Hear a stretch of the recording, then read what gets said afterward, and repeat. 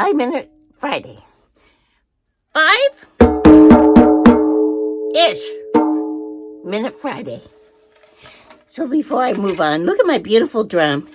You know, it's a little different than what I used on Woohoo Wednesday. And if you haven't watched Woohoo Wednesday, go back and watch it. Because, you know, there's a reason I'm using this beautiful drum today. You know, on Wednesday, I just wanted to bring that big old conga drum in to announce how proud I am to be a boomer. And maybe to drum away some of the frustration I feel when I don't feel respected as an elder, as someone who's educated and wizened. I love this drum because of the rainbow, which really is about inclusiveness, about everybody. Every color is welcome. Everybody is welcome. Ooh, echo. Everybody is welcome. Everybody is welcome. The interjection welcome is usually defined as a word of kindly greeting, as to one whose arrival gives pleasure. The noun welcome is usually defined as a kindly greeting or reception, as to one whose arrival gives pleasure. The verb welcome is usually defined as to greet the arrival of a person, guests, etc., with pleasure or kindly courtesy. Thank you, Alexa. Ooh, my drum turned on Alexa. Well, Woohoo Wednesday, I was a little disturbed because people have been using the terminology boomers if it's a dirty word, and I thought maybe I might get a little serious on Friday today and talk about what that means. And before I did, I put out a little survey on Moments with Nettie on Facebook. All these stories from people, not just the boomer generation, but others who appreciate the boomers. And I was going to put them all right here on 5-Minute Friday, but there's just no way. Only one would take 5 minutes. And in total transparency, I have to say, I don't know if I'm going to stay under 5 minutes this week or any week. However, you know what? Go over to @Moments with Nettie on Facebook, on my Facebook page, and read what people have written and add your own. It's really a conversation worth continuing. So what I really need to get to is the fact that labels don't really work. And, you know, yes, there's some grumpy boomers, and there's some nice boomers, and there's Republican boomers, and there's Democratic boomers, and there's, you know, all sorts of boomers. And so when you call us boomers, you're not saying a whole lot. You know, boomers are an educated, passionate, loving group of people.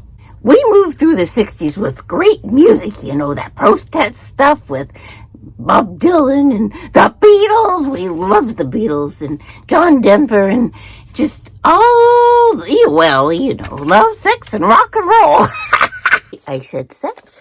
Anyway, but you know, we moved through the 60s with an awareness of the fact that all people are created equal, and we worked hard to bring an understanding that all people of color and women need to be empowered to have equal rights.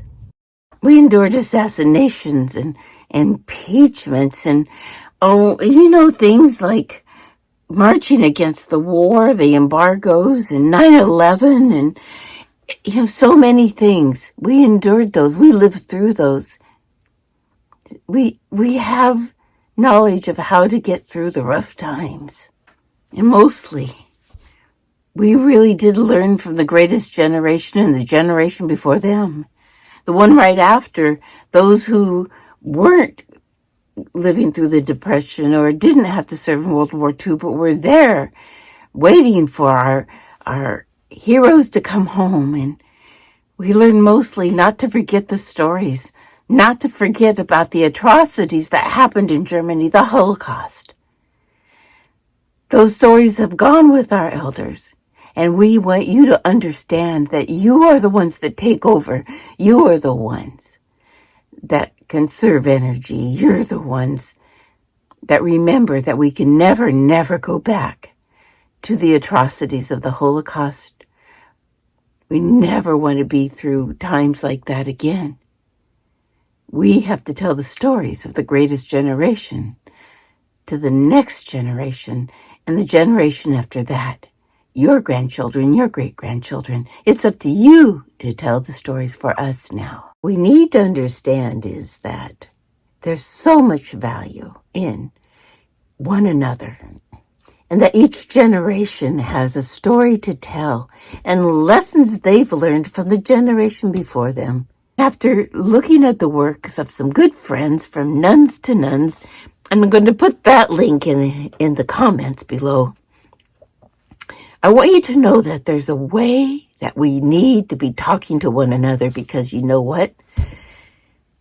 I am not so arrogant as a boomer to believe that I have all the answers.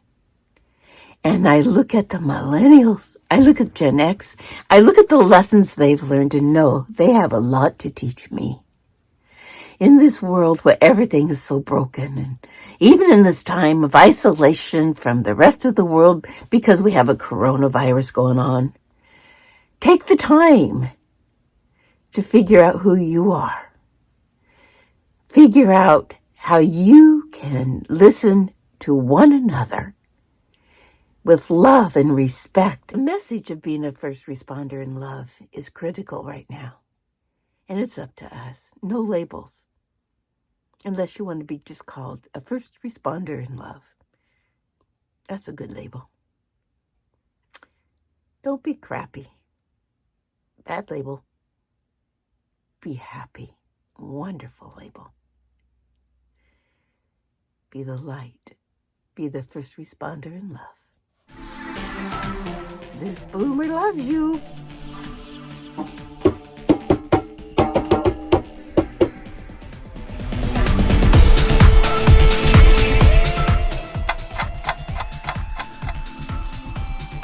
Oh, you know the ticket. Remember to subscribe and give me a thumbs up. Thank you.